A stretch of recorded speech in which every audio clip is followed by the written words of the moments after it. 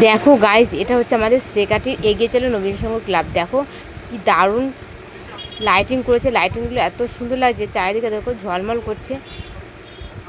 জানো তো বন্ধু, এবারে এই এগিয়ে চলো নবীন সংঘ ক্লাবের থিম হলো থাইল্যান্ডের বৌদ্ধ মন্দির।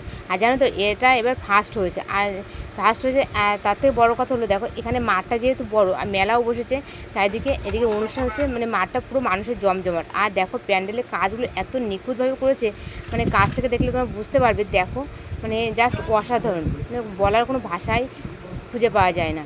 আর দেখো ভেতরের কাজগুলো সেই সুন্দর, মানে কি বলবো, এত সুন্দর।